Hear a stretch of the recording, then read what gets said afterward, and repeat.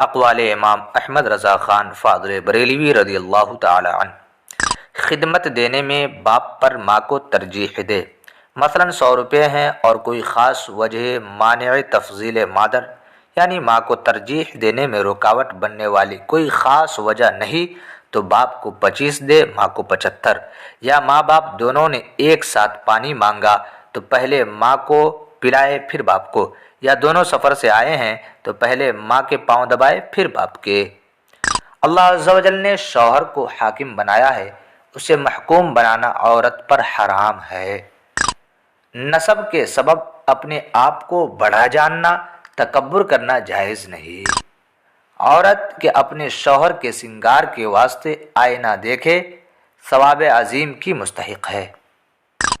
قرآن عظیم کے مطالب یعنی معانی سمجھنا بلا شبہ مطلوب اعظم ہے، مگر بے علم کثیر و وافی کے ترجمہ دیکھ کر سمجھ لینا ممکن نہیں، بلکہ اس کے نفع سے اس کا ضرر، اس کا نقصان بہت زیادہ ہے، جب تک کہ کسی عالم ماہر کامل سنی دیندار سے نہ پڑھے۔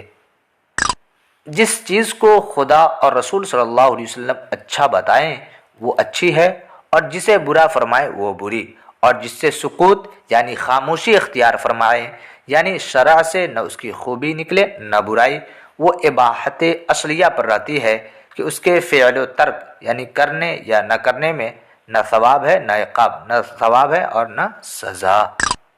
علماء نے اس کوڑے کی بھی تعظیم کا حکم دیا ہے جو مسجد سے جھاڑ کر پھینکا جاتا ہے۔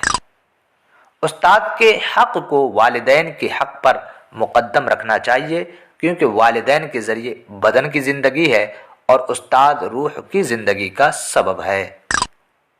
دنیا گزشتنی یعنی گزر جانے والی ہے، یہاں احکام شرع یعنی شریعت کی مقرر کردہ سزائیں جاری نہ ہونے سے خوش نہ ہو۔ ایک دن انصاف کا آنے والا ہے جس میں شاخدار یعنی سینگ والی بکری سے منڈی بے سینگ کی بکری کا حساب لیا جائے گا۔ مسلمان کی طرف بدکاری کی نسبت بے ثبوت شرعی ہرگز جائز نہیں۔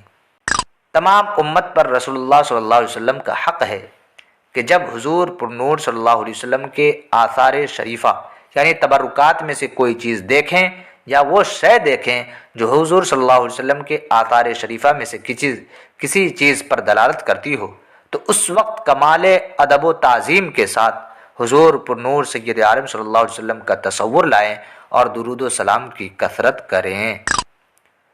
علماء شریعت کی حاجت ہر مسلمان کو ہر آن ہے، اور طریقت میں قدم رکھنے والوں کو اور زیادہ۔ کسی ایک بات میں بھی مرد کو عورت کو مرد کی وضع لینی یعنی مشابہت اختیار کرنی حرام و موجب لعنت ہے۔ حضور صاحب لولاک صلی اللہ علیہ وسلم تمام نعمتوں کی اصل ہے، تو اس کے خوب بیان و اظہار کا نص قطعی قرآن یعنی قرآن کی آیت سے ہمیں حکم ہوا، اور بیان و اظہار مجمع یعنی کثیر لوگوں میں بخوبی ہوگا، تو ضرور چاہیے کہ جس قدر ہو سکے لوگ جمع کیے جائیں اور انہیں ذکر ولادت باسعادت سنایا جائے۔ اسی کا نام مجلس میلاد ہے۔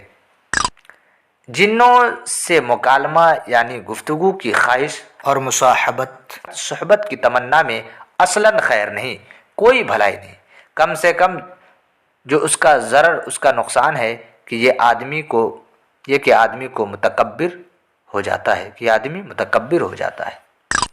اگر اپنی جھوٹی تعریف کو دوست رکھے کہ لوگ ان فضائل سے اس کی ثنا یعنی تعریف کریں جو اس میں نہیں، جب تو صریح حرام قطعی ہے۔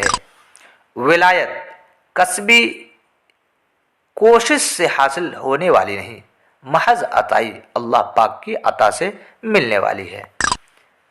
اہل قبور یعنی قبر والوں کی قوت سامعہ سننے کی طاقت اس درجہ تیز و صاف و قوی تر ہے کہ نباتات کی تسبیح یعنی پودوں کا اللہ عز و جل کی پاکی بیان کرنا جسے اکثر احیاء زندہ افراد نہیں سنتے، وہ بلا تکلف سنتے اور اس سے انس یعنی تسکین حاصل کرتے ہیں۔ ایک نبی علیہ السلام کی تکذیب یعنی ایک نبی کو جھٹلانا تمام انبیاء اللہ کی تکذیب ہے۔ محترم سامعین و ناظرین، آج بس اتنا ہی۔ ویڈیو اچھی لگی تو لائک کریں، چینل پر نئے ہیں تو سبسکرائب کر بیل آئیکن پریس کریں اور خوب شیئر کریں۔